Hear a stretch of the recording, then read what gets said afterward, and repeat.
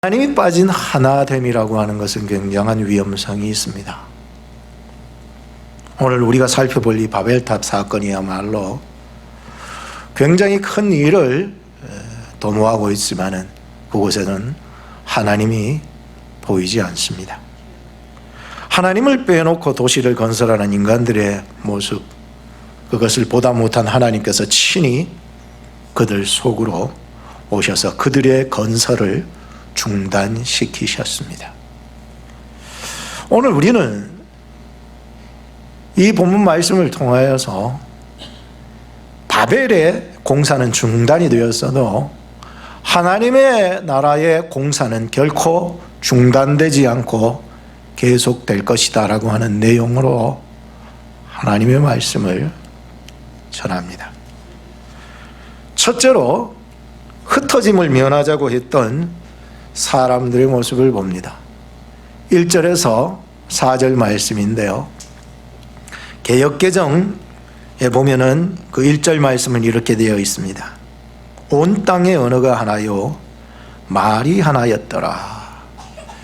세번역 성경에는 이렇게 기록합니다.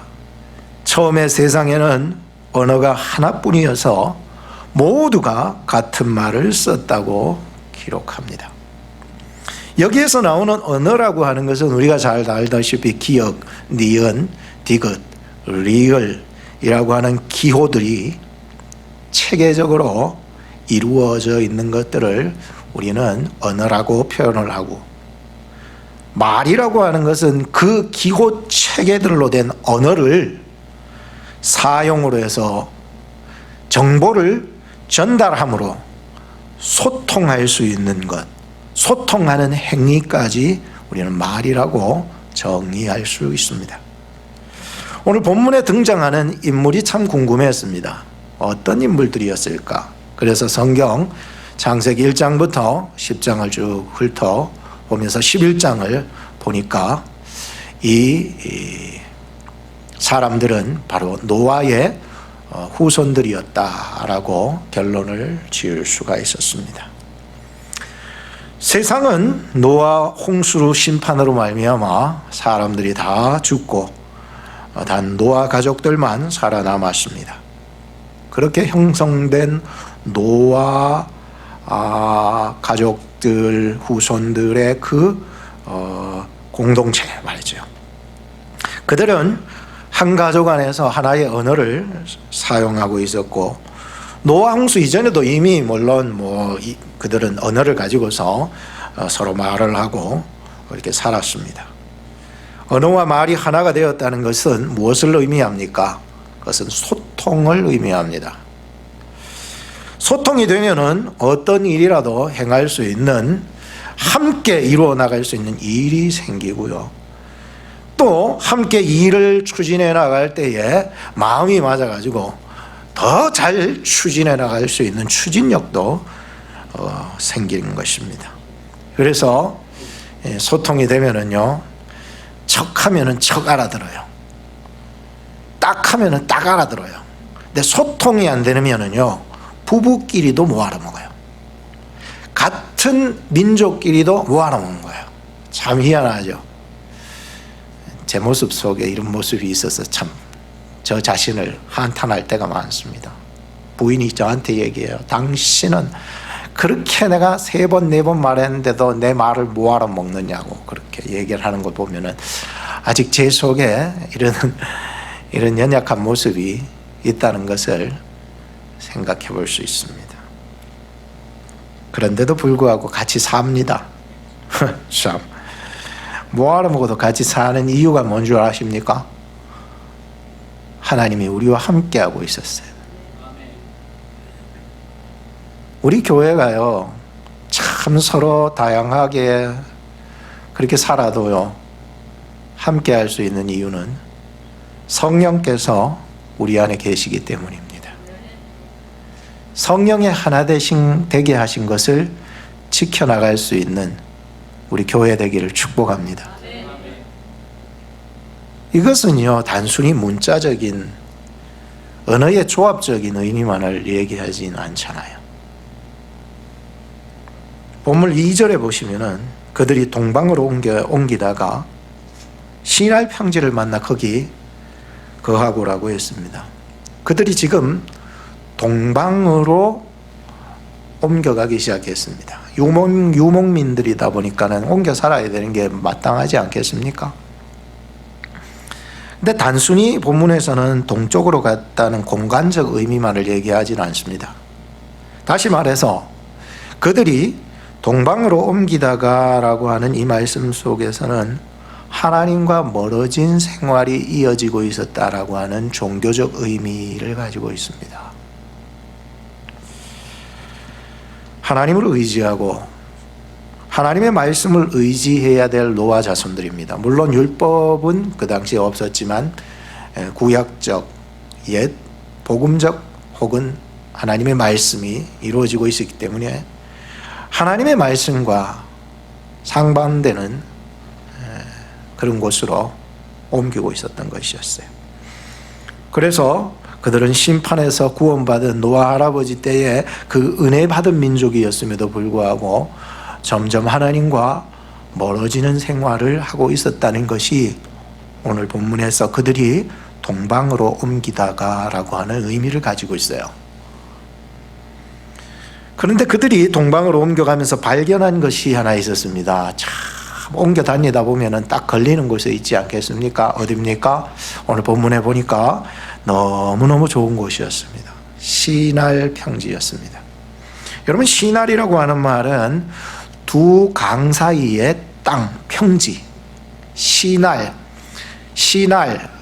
두 강 사이의 땅이라는 뜻이거든요. 그러니까 여러분 한번 생각을 해보세요. 얼마나 풍성하겠습니까? 두 강 사이의 땅, 그것도 평지, 얼마나 좋습니까? 거기 뭘 심어도 다 나지 않겠습니까? 그 두 강줄기는 티그리스 강이었고 또 유프라테스 강이었습니다. 그 두 강 사이에 평지가 있었으니 정말 비옥한 땅이었습니다. 그래서 이 사람들은 이곳이 우리가 안착할 곳이다, 우리가 안식할 곳이다 라고 지정하여서 그곳에 도시를 건설하기로 마음을 먹었습니다. 그들이 가장 먼저 했던 일은 벽돌을 구워 만드는 것이었습니다. 일반 태양열로 이 벽돌을 흙으로 만들잖아요. 흙으로 이렇게 만들어서 태양열로 이렇게 말리면은 불로 구운 것보다는 조금 덜 단단해진다고 그래요. 그래서 불로 굽는 거예요. 그래서 이 흙으로 벽돌을 만들어서 불로 갖다. 근데 이런 기술이 어디서부터 시작된지 모르지만 여하튼 간에 굉장한 기술을 그들은 가지고 있었습니다. 이 일을 위하여서 그들은 한마음이 되어서 열심히 벽돌을 구워 만들었습니다. 그리고는 역청을, 진흙을 대신하여서 접착 역할을 할 수 있도록 만들었죠. 여러분들 물론 노아 할아버지 때도 역청을 썼잖아요. 지금으로 말하자면 아스팔트 말이에요. 얼마나 단단합니까? 거긴 비도 새 들어가지 않고 말이죠. 우리 교회가요, 예전에 이 지하실에 비 새는 것 때문에 제가요 골머리를 앓았어요, 진짜. 그러다가 이제 모험을 한 거예요. 사방으로 갔다가 그냥 아스팔트 다 갈아서 그래 버린 거예요. 하나님이요 참 기적 같은 일을 만들어 주셨던 거예요. 비 한 방울 안 새는 거예요. 지하실에 곰팡이 하나 안 생기는 거예요. 그래서 그 전에는 지하실로 내려가면은 굉장히 우울했어요. 진짜 쾌쾌한 냄새에다가 말이죠. 진짜 닦아도 없어지지 않는 그 곰팡이 말이에요. 도대체 안 돼요. 페인트를 칠해도 안 돼요. 페인트를 뚫고 나온 게 곰팡이요. 근데 주변에 상방으로는요 아스팔트 다 깔아버리니까 비 한 방울 안 들어가니까 지금은요 내려갈 때 기분이 좋아요. 왜? 이제 지하실은 더 이상 칙칙하지 않고 우울하지 않고 뽀송뽀송하다. 그때 제가요 이 지하실의 뽀송뽀송함이라는 말을 만들어냈는데 이제는요 지하실로 내려가도 정말 뽀송뽀송하다, 정말 좋다라고 생각이 들어요. 그만큼요 이 아스팔트 역청은요 굉장히 우리를 보호해주고 보존해주는 역할을 해주고요. 그 당시에 벽돌을 만들어서 뭐 도시를 건설할 때 이 역청이 있으면 얼마나 좋습니까? 딱 붙는 접착체 역할도 해주고요. 또 비도 채 들어오지 않도록 이렇게 만들어주는 굉장히 좋은 역할을 해주는데, 이러한 역청을 사용하는 것이 오늘 본문에서 나타나는 것이 아니라 이미 이전에 누가 썼다고요? 노아가 썼던 거예요. 그러니까 노아의 후손들이 이렇게 역청을 사용하는 기술은 있었던 것을 알고 있죠. 그래서 참 이렇게 멋지고 튼튼하고 좋은 이러한 도시와 탑을 이렇게 건설하고 있었던 것이었습니다. 그런데 그들이 이렇게 도시와 탑을 건설하는데 목적이 있었습니다. 4절 말씀해 보시면 또 말을 하되 성과 대, 즉 다시 말하면 도시와 탑, 즉 성과 대를 쌓아서 대 꼭대기를 하늘에 닿게 하여 우리 이름을 내고 온 지면에 흩어짐을 면하자라고 했습니다. 그래서 지금 이 노아의 후손들이 한 가지 목적을 가졌습니다. 우리가 노아 바벨탑 사건 얘기할 때 뭐 저들의 교만이라, 물론 교만하죠. 저들의 어떤 과시, 자랑, 저들의 어떤 인간적 인본주의 이런 것들을 많이 얘기할 수 있지만 그들의 목적은 그런 것 이전에 가장 중요한 한 가지 목적이 있었습니다. 그게 뭐냐면은 뭘까요? 흩어짐을 면하고자 했다는 거예요. 그들의 목적은 연합, 하나, 단결. 그래서 성경에 보시면은 흩어지지 않으려고 도시와 탑을 건설한 거예요. 흩어지지 않으려고 하늘 꼭대기까지 탑을 쌓아 올린 거예요. 뭐 하려고요? 목적이 한 가지예요. 흩어지지 않으려고 말이죠. 흩어지지 않으려고 자신들의 이름을 낸 거예요. 뭐 이름을 냈다고 과시하거나 교만 이런 의미가 아니라 자기 이름을 내다는 그 의미는 종족 보존을 하기 위해서요. 우리 종족은 영원토록 망하지 않는다는 의미를 가지고 있기 때문에 자기 이름을 드러내는 거죠. 그래서 그들의 목적은 한 가지, 우리가 흩어지지 말자는 주의였습니다. 이곳에서 우리는 영원토록 살자는 주의였다는 거예요. 그래서 이곳만한 곳은 둘도 없으니 이곳에서 우리는 영원히 살자라고 하는 주의를 가지고 있었습니다. 이게 사실 이런 것이 뭐 하나 되고 하는 것이 좋긴 좋지만은 주의가 되면은 참 힘들어집니다. 거기만 몰입하게 되니까 말이죠.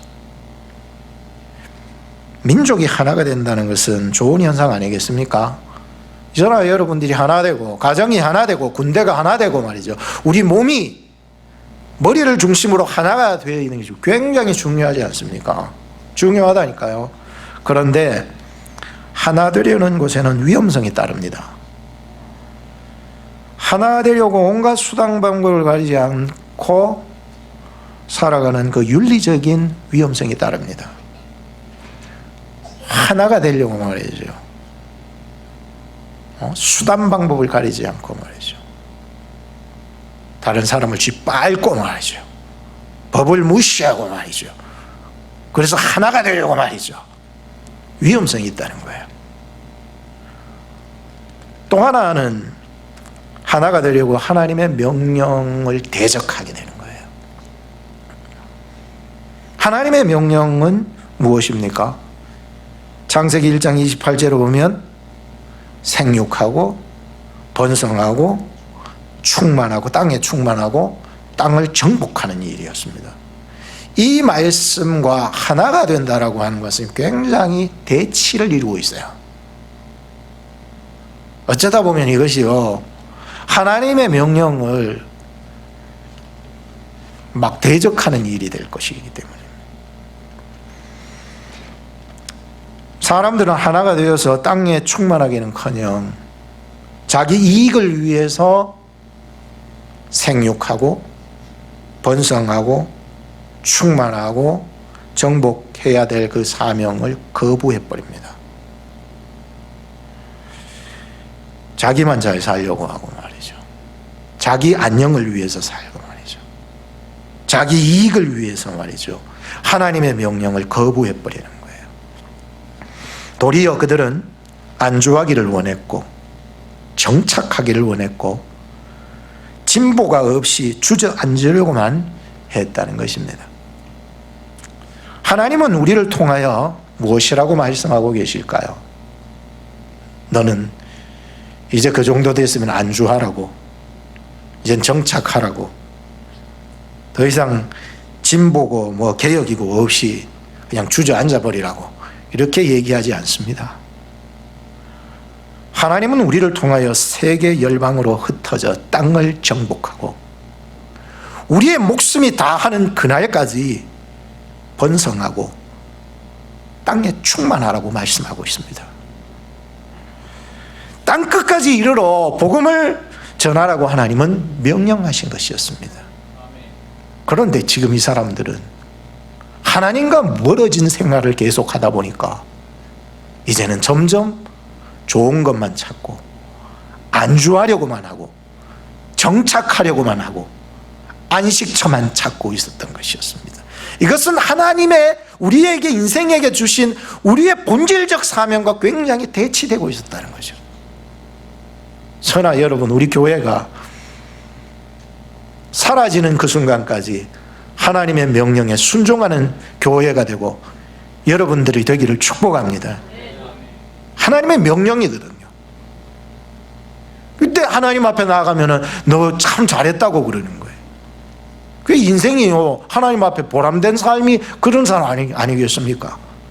최선을 다해서 주께서 내게 명령하신 그 본분을 끝까지 잘 감당할 수 있는 그런 사람이 되어야 되지 않겠습니까? 두 번째는 흩으시는 삼위일체 하나님을 봅니다.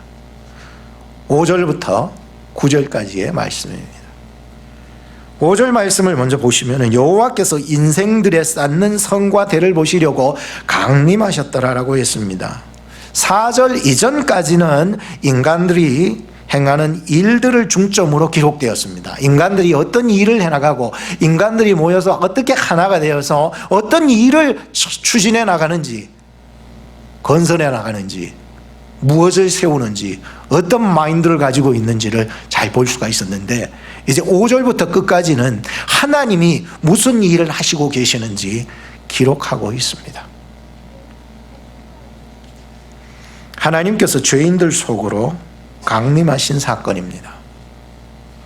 하나님은 인생의 창조자요, 전능자요, 아버지요, 심판자로 이 땅에 강림하십니다. 단순히 도시와 탑을 쌓는 것을 구경하시려고 오신 것이 아니라 인생의 문제를 해결할 수 없기 때문에 하나님께서 친히 오셔서 해결해 주시고자 강림하셨던 거예요. 인간의 힘으로는 절대 제재할 수 없고 인간의 힘으로는 절대로 자기를 어떻게 좌지우지할 수 없는 지경에까지 이르렀다 보니까 하나님이 강림하실 수밖에 없으셨던 거예요.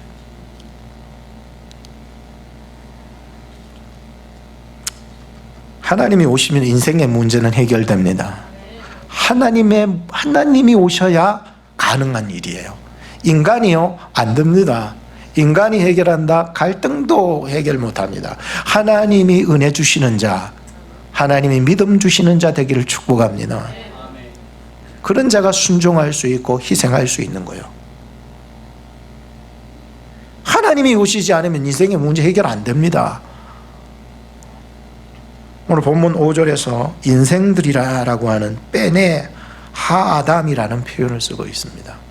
참 궁금했습니다. 왜 하나님께서는 아담의 아들들이라고 이렇게 이 인생들만, 본문에 나오는 인생들을 왜 하나님의 아들들이라고 이렇게 표현을 했을까? 오히려 노아의 아들들이라고 표현했으면 더 정확했을 텐데 먼저. 우리가 일반적으로 봤을 때 노아의 아들들 아닙니까? 왜 아담의 아들들이라고 인생들이라고 하는 그 단어 속에 아담의 아들들이라는 그 의미를 포함시켰냐는 거죠.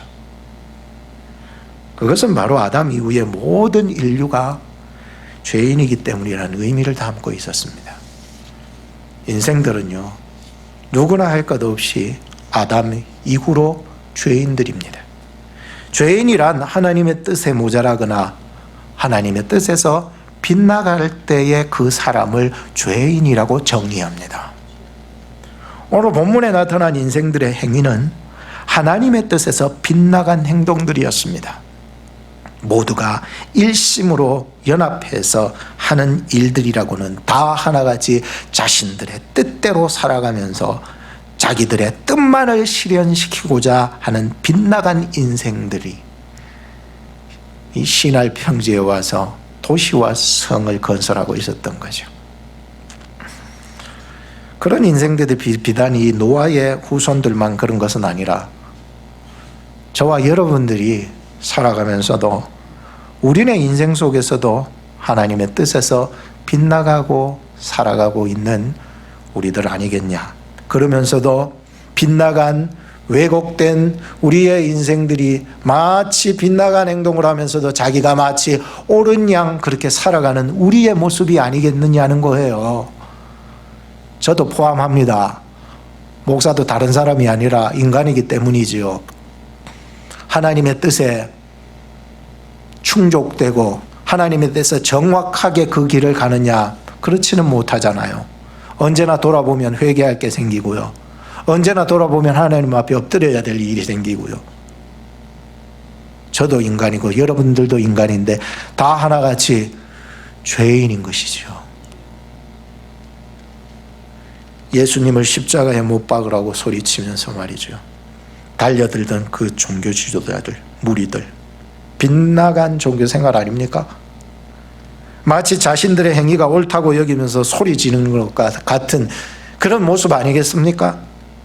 저나 여러분들이 예수님을 다시 십자가에 못 박은 인생들 아니겠습니까? 누구를 정죄하고 누구를 비판하고 누구를 따질 수 있겠습니까?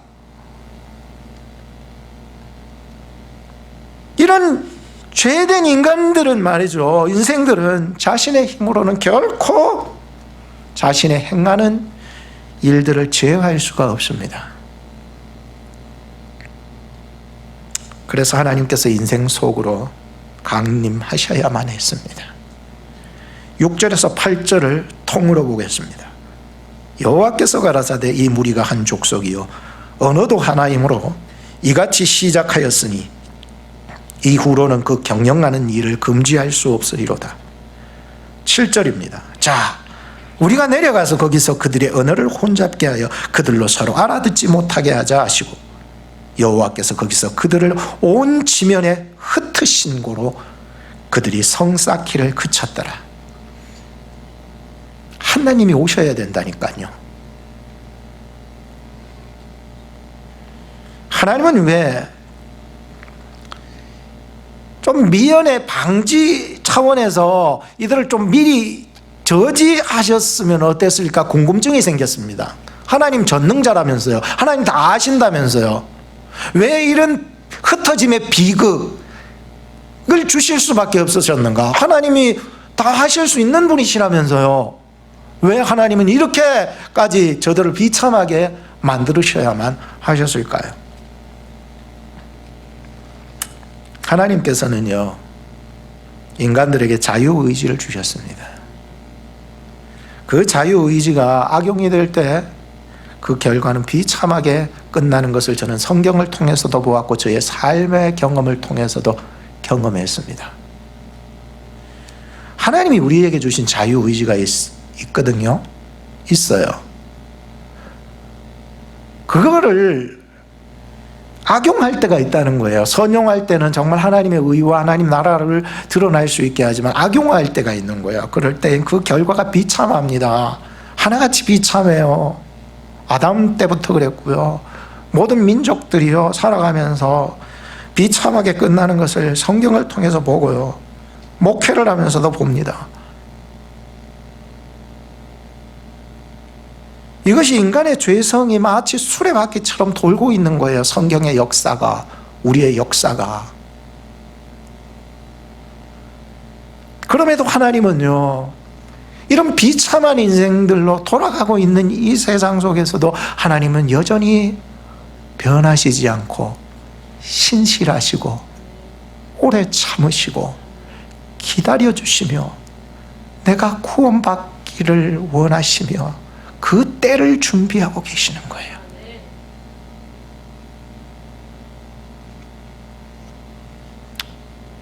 참 세상은요, 굴곡 같은 인생이에요.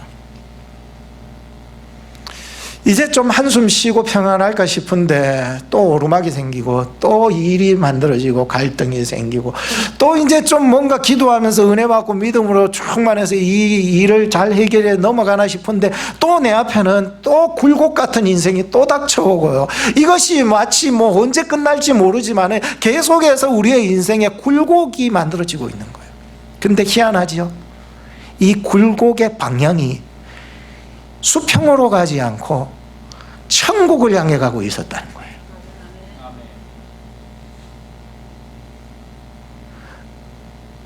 아담 이후로 우리는요, 범죄한 인간이고 죄된 인간이기 때문에 늘 고통과 수고와 괴로움과 막 갈등이 많지만은, 그러면서도요, 이 굴곡 인생이 계속 천국을 향해 가고 있어요.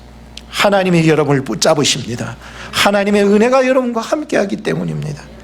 이겨내시기 바랍니다. 견뎌내시기 바랍니다. 하나님 안에서 위로를 받으시기 바랍니다. 이 땅에서는 결국 우리는 굴곡 인생이지만은 우리의 진정한 안식처에는 이 땅에는 없고요. 믿습니까? 없고요. 없어요. 없고요. 저 하나님의 나라에 있는 거예요. 우리 모두는 그곳을 향해서 오르락 내리락 하면서 하고 있습니다. 하나님께서는 빗나간 인생들에게 찾아오셔서 소통을 막아버렸습니다. 뭘 막았다고요? 소통을 막아버렸습니다. 말과 언어를 막았다는 표현보다는 사실은 소통을 막아버린 거거든요. 소통이 막히는 순간 그들은 하나가 될 수 없고 혼잡만이 일어납니다. 야, 벽돌 가져와 하는데 뭐하러 먹는 거야? 야, 역청 가져와 하는데 뭐하러 먹는 거야? 소통이 되지 않으니 더 이상 이 도시와 탑 건설은 멈추고 말았습니다. 하나님이 우리 언어의 주인이시고 소통의 주인이십니다. 하나님이요, 소통을 막아버리면은요, 그곳에는 혼잡만 있고 흩어짐만 있게 되는 것이죠. 소통은 오늘날에도 여전히 좋은 것입니다. 그렇지만 악용이 될 때 그 결과는 비참한 결과를 초래할 수밖에 없었다는 것을 봅니다. 창세기 11장 9절입니다. 그러므로 그 이름을 바벨이라 하니 이는 여호와께서 거기서 온 땅의 언어를 혼잡게 하셨습니다. 여호와께서 거기서 그들을 온 지면에 흩으셨더라 했습니다. 인간의 삶은 지금도 여전히 소통의 어려움을 경험하고 있습니다. 세대 간의 소통, 부부 간의 소통, 교회 안에서의 소통, 직장 안에서 소통, 민족 간의 소통에서 우리는 같은 말을 쓰는데도 소통의 어려움을 경험합니다. 그러면서 혼잡과 분리, 흩어짐을 경험하고 있어요. 이것이야말로 오늘날 현대판 신할 평지의 바벨의 모습 아니겠습니까? 세 번째로는 바벨 속으로 들어오신 하나님의 소통 방법과 선교 방법입니다. 참 이 시대는요, 교회도 점점요 드러내는 것만 좋아해요. 그래서 유럽 교회처럼 말이죠, 대리석 교회가 크게 지어서 그런 것만 남겨, 참 문제 아니겠습니까? 사람들은 온데간데 없고요, 교회만은요 멋진 교회로 덩그러니 남아있어요. 그곳이 지금은 술집도 하고요, 세상 사람 놀이터가 되고 만 것이죠. 하나님이 과연 이 바벨과 같은 곳에 멋진 도시와 탑이 세워지는 그곳에 하나님이 원하시는 소통이 무엇일까? 하나님이 원하시는 선교의 방법은 무엇이었을까? 그래서 오늘 사도행전 2장에 나오는 말씀을 준비는 안 하셨죠? 있어요. 아이고, 땡큐. 이 말씀이 참 중요한데요. 인생들이 사실 흩어지지 않으려고 이렇게 도시와 탑을 쌓고 하늘 꼭대기까지 탑을 쌓고 하나님이 보실 때에는요, 그거요, 하나님에 대한 도전이잖아요. 다니엘서 4장에 일단 먼저 보시면은요, 거기 이런 말씀이 있어요. 다니엘서 4장에 느부갓네살 왕이 꿈을 꿨는데 그 땅 중앙에 커다란 나무가요, 하늘 끝까지 연결이 된 거예요. 혹시 여러분 생각나시죠? 그래서 그때 이 다니엘을 통해서 그 꿈이 무엇인지를 해석받게 됩니다. 그 땅 중앙에 하늘 꼭대기까지 올라간 그 큰 나무는 바로 느부갓네살 당신이라고 말이죠. 왕이라고 말이죠. 왕 당신의 모습이라고 말이죠. 근데 거기에서 말이죠, 이 파리가 나오고 열매가 나오고 말이죠, 이런 것을 보면서 하나님께서 당신을 교만하게 하셨지만 당신을 반드시 회복시켜 주실 것입니다.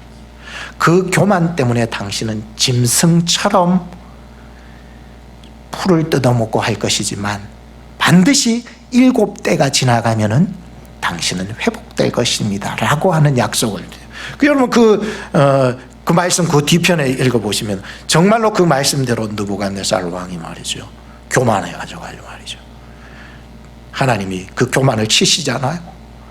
완전 짐승처럼 풀 뜯어먹고 그런 인생이 돼버리죠, 왕이. 근데 7때가 지나니 그 왕을 다시 회복시켜 주시는데 그 왕이요, 하나님을 알게 되고요, 하나님을 찬양하고요, 하나님을 높이는 사람이 되었다고 기록하고 있어요. 그때 이 말을 하죠.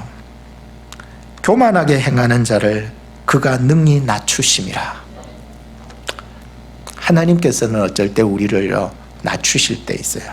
그러나 낮아질 때 낮아지셔야 합니다. 반드시 7때가 지나면 하나님이 회복시켜 주셔서 하나님을 알게 할 때가 오실 것입니다. 그때 하나님은 그를 다시 높여 주실 것입니다. 오직 우리를 하늘에 닿을 수 있게 하시는 분은 누구일까요? 누구일까요? 예수 그리스도밖에 없어요. 사람의 힘으로는요, 하늘에 닿을 수 있는 것이 없어요. 그런데 이 바벨탑 사건을 보면 자기들이 마치 이 탑을 쌓아서 하늘 꼭대기에 닿을 수 있을 것이라고 하는 이런 마음을 가지요. 그러나 인생에는 그런 게 없습니다. 오직 예수 그리스도와 그분의 하신 십자가와 부활을 믿고 의지하는 자만이 천국을 가게 되는 것이죠. 오늘 내 인생의 신할 평지는 어디가 될까요? 그곳에서 바벨탑을 세워가고 있다면 하나님이 개입하여 주시기를 축복합니다. 하나님의 명령은요, 안주하는 것이 아니라 끝까지 선교하는 일입니다. 이건 하나님의 명령이에요. 사도행전 1장 8절에 보면은 예수님은 말씀하셨습니다. 오직 성령이 너에게 임하시면 너희가 권능을 받고 예루살렘과 유다와 사마리아와 어디까지? 땅끝까지. 이게 우리 교회와 성도들의 진짜 직업이에요. 하나님이 우리에게 주신 직업이 뭡니까? 라고 하니까 목사인데요. 그 땡. 나 사장인데요. 그것도 땡. 우리의 직업이 뭐냐? 본래의 업이 뭐냐? 그것은 바로 하나님이 우리에게 주신 이 사명, 선교, 증인, 땅끝까지 이르러서 나의 증인이 뭐라고요? 되리라. 될 거야 이런 게 아니잖아요. 사도행전 2장 1절부터 13절 우리 같이 한번 읽어봅시다. 과연 이 바벨탑 준공은 비록 중단되었어도 하나님의 나라는 어떻게 세워져 나가고 있고 또 오늘날 우리를 통해서 어떻게 세워져 나가기를 원하고 계시는지를 분명하게 보여줍니다. 사도행전 2장 1절부터 13절을 합독하겠습니다. 시작. 오순절 날이 이미 이르매 저희가 다 같이 한 곳에 모였더니 호련히 하늘로부터 급하고 강한 바람 같은 소리가 있어 저희 앉은 온 집에 가득하며 불의 혀같이 갈라지는 것이 저희에게 보여 각 사람 위에 임하여 있더니 저희가 다 성령의 충만함을 받고 성령이 말하게 하심을 따라 다른 방언으로 말하기를 시작하니라. 그때에 경건한 유대인이 천하 각국으로부터 와서 예루살렘에 우거하더니 이 소리가 나매 큰 무리가 모여 각각 자기의 방언으로 제자들의 말하는 것을 듣고 소동하며 다 놀라 기이 여겨 이르되 보라, 이 말하는 사람이 다 갈릴리 사람이 아니냐. 우리가 우리 각 사람의 난 곳 방언으로 듣게 되는 것이 어찌미뇨. 우리는 바데인과 메데인과 엘람인과 또 메소포타미아, 유대와 갑바도기아, 본도와 아시아, 구르기아, 밤빌리아, 애굽과 및 구레네에 가까운 리비아 여러 지방에 사는 사람들과 로마로부터 온 나그네 곧 유대인과 유대교에서 들어온 사람들과 그레데인과 아라비아인들이라. 우리가 다 우리의 각 방언으로 하나님의 큰 일을 말함을 듣는도다 하고 다 놀라며 의혹하여 서로 가로되 이 어찐 일이냐 하며 또 어떤 이들은 조롱하여 가로되 저희가 새술이 취하였다 하더라. 참 놀라운 일이 일어났죠. 들리더라는 거예요. 자기 방언으로. 희한한 역사가 일어났습니다. 비록 바벨탑 사건에서는 중단된 건설이지만은 이 예수 그리스도 안에서 성령으로 말미암아 다시 소통의 역사가 일어나기 시작한 게 하나님의 역사잖아요. 소통의 역사는 우리 교회 안에서도 성령 안에서 온전한 소통이 있기를 축복합니다. 그래서 정말 이 소통은 뭐하라고 주신 것일까요? 선교하라고 주신 거예요. 선교하라고. 입이 열렸으면 그 입을 가지고서 멀리 가서 선교하는 것도 선교지만 내 입을 가지고 가장 가까운 사람들에게 찾아가서 도움을 줄 수 있다면 그게 소통 아니겠습니까? 소통이 이루어지면은요 하나가 되는 거예요.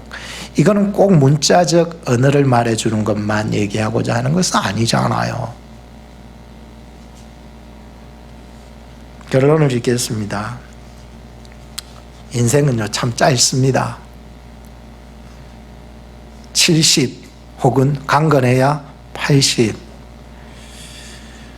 그 후엔 우리는 새로운 나라로 갈 것입니다. 금방입니다. 저도 10대가 있었어요. 세계리 때도 있었고요. 점점 살아가면서 이제 50대가 훌쩍 넘어갔습니다. 어느덧 이렇게 빨리 가는 거예요. 인생 70 아니면 강건해도 80인 거예요. 얼마 남지 않았어요.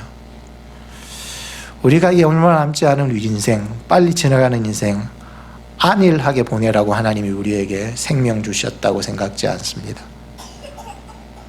악이용하라고 우리에게 입을 열게 하신 것은 아닙니다. 하나님의 나라와 의를 위해서 끝까지 마지막까지 선하게 쓰임받는 저와 여러분 되기를 주님의 이름으로 축복합니다. 기도하겠습니다. 하나님 감사합니다. 오늘 여전히 우리 속에는 바벨탑을 경험하고 있지 않습니까? 인생은 너무 짧지만 마지막까지 하나님이 우리에게 주신 소통과 선교의 사명을 가지고 무너져가는 이 신할 평지, 스탑 돼버리는 이 신할 평지의 도시와 탑 속에 들어가셔서 하나님이 우리에게 명령하신 명령을 어떻게 수행해 나가야 될지 오늘 저희들에게 가르쳐 주셨습니다. 하나님 깨닫게 하시고 예수 그리스도 안에서 소통과 선교를 통하여 썩어 부패한 이 시대를 단연히 극복해 나갈 수 있도록 저희들을 이끌어 주시옵소서. 예수님의 이름으로 기도합니다. 아멘.